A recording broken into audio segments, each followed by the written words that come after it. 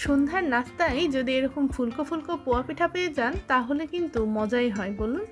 এই যে আমরা আজকে বানাচ্ছি মাত্র একটা উপকরণে এই যে ফোলা ফোলা পোয়া পিঠাটা। এটা কিভাবে বানাবো তারই রেসিপি শেয়ার করছি আজকে আপনাদের সাথে।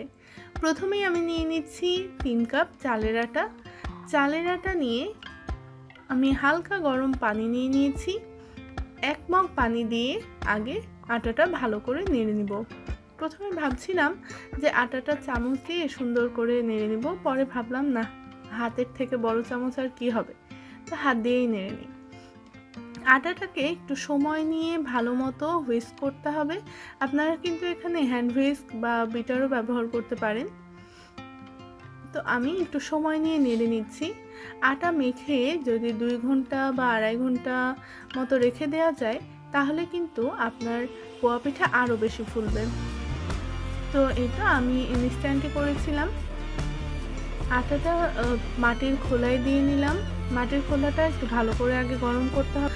এর জন্য লোহার কড়াইও ব্যবহার করা যেতে পারে। যেটাতেই করি না কেন পাত্রটা আগে ভালো মতো গরম করে নিতে হবে। তারপর পোয়া পিঠার মতো আটাটা এক জায়গায় দিয়ে সেটাকে ঢেকে দিতে হবে। ঢেকে দিলে কিন্তু পিঠাটা দ্রুত ফুলে যায়। এই তো দেখুন পিঠাটা কিন্তু খুব সুন্দর মতো ফুলে গিয়েছে।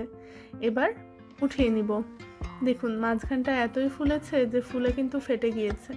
তো এই তো একই রকমভাবে আমি আরও কিছু পিঠা বানিয়ে নিচ্ছি।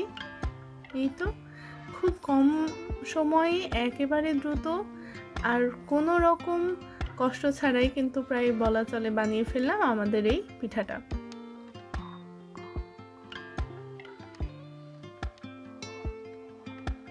যে কোনো চাটনি বা ভর্তা দিয়ে পরিবেশন করুন এই পোয়া পিঠা।